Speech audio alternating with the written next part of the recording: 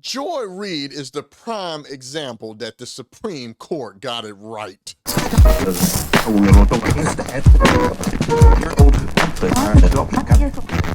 As you can see, the left's panties are in a bunch and all the wokesters are up in arms over the fact that the Supreme Court actually got it right by overturning something that should have never happened. When I say it's all of us or none of us, I'm not joking. It's literally all of us or none of us. You're not making schools more accessible to Asian students. You're making them inaccessible for anybody who's not white. Okay? And male. Your hatred for trans people, it's not just hurting trans people. You're hurting black people, brown people, women who are cis, if you don't think that's a slur for that matter. All of us. You're hurting all of us. You aren't just blatantly ignoring disabled people. You are hurting all of us. Your fat phobia isn't just like hurting fat. It hurts all of it. It's all of us or none of us. Okay, I can get it back in the day when people were actually qualified, were getting blocked to get into these universities. But in 2023, you do not need it because you are doing nothing but discriminating on people. But yeah, we got the wokesters running around here now. Oh, we're going back in time. They're trying to put us back in chains and we're going back into Jim Crow, which is not the truth. It's the furthest from the truth. In all actuality, y'all's crazy ideology is the one that's trying to put us back to where we all worked so hard for to overcome. We already overcame these challenges to get us to where we are today, which everybody has an equal playing field of opportunity based off your work and merit. But here we are today. The people are up in arms over the fact that the Supreme Court ended affirmative action, and we have the mascots like Joy Reid, which I have no idea why she would say this about herself, that now come out and they grift so much, they mascot so much for the DNC, and they go with their woke ideology so much that I know for a fact that she did not mean, it was not her intentions to come out and sound like how she sound by claiming that she did not get into Harvard off of her merit. She got in strictly because of affirmative action, which I think is completely wrong. Why on earth would you say that about yourself? Play the clip. Coded racism that comes in those institutions and circumstances, and what it means for the broader question of whether we should have it constitutionally. Well, let me just be clear. I got into Harvard only because of affirmative action. I went to a school no one had ever heard of in Denver, Colorado, in a small suburb. I didn't go to Exeter or Andover. I didn't have college test prep. I just happened to be really nerdy and smart and have really good grades and good SAT scores. But someone came to Denver, Colorado to look for me.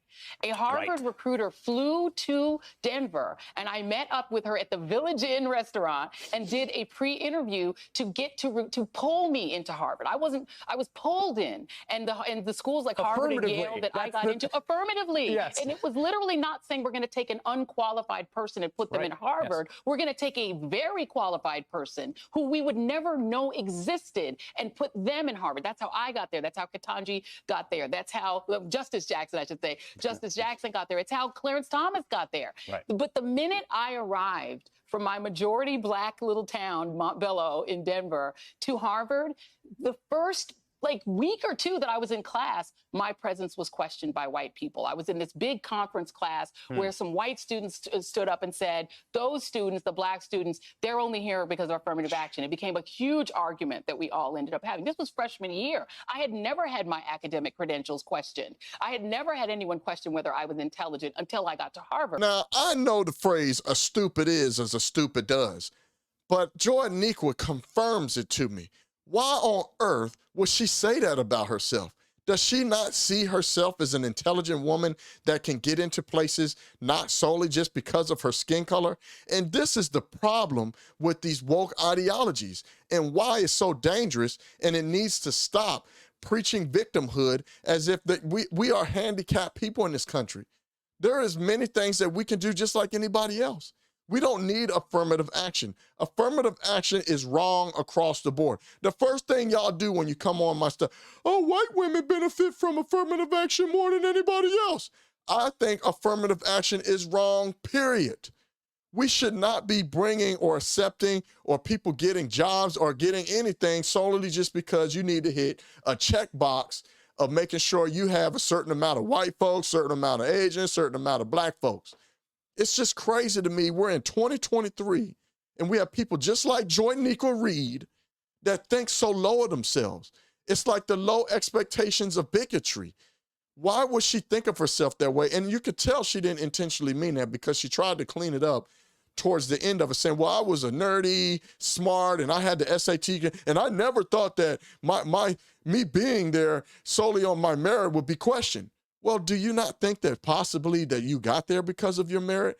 But no, you put yourself in a box of you got into Harvard strictly because you're black and they needed a checkbox and put a certain amount of black folks in there. It's just asinine to me, and it's crazy and it's dangerous. I would never want my kids exposed or taught or anyone to speak any of this craziness to them. They need to learn just like anybody else. This goes for white women, black, I don't care what color you are. I think it's wrong. No one should be getting admitted. No one should be getting jobs or accepted or get advanced solely just because of the color of their skin. It should solely be based off of your hard work and your merit. But she doesn't see herself that way. She doesn't see the tip. Just possibly she may have gotten there off of hard work, studying, and getting good grades. And this is what's wrong with the black collective groupthink.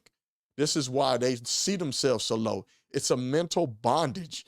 And they literally get in their own way of just wanting to be a victim, even in 2023, when all they have to do is pull themselves up by the bootstraps. We're all on an even playing field and just work hard.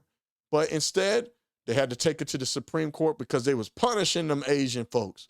Them Asian folks, when black folks start operating, I will never believe any of their systemic racism cries and, oh, we have post-traumatic stress and somebody's on the 13th floor holding us down, holding us back.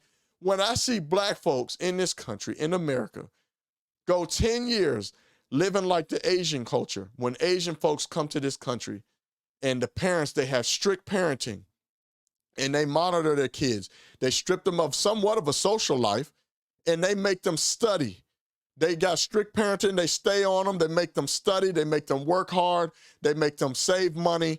When I see black folks do that, and the parents work with their kids with the homework, they are strict, they play no games, which is why their test scores, which is why their performance is so high, which is why they tried to use affirmative action in ways of discrimination to block them, which led it to the decision of where we are today, which I'm so thankful that we got some common sense justices within the Supreme Court that's going back to the Constitution and recorrecting the wrongs that should have never happened in the first place.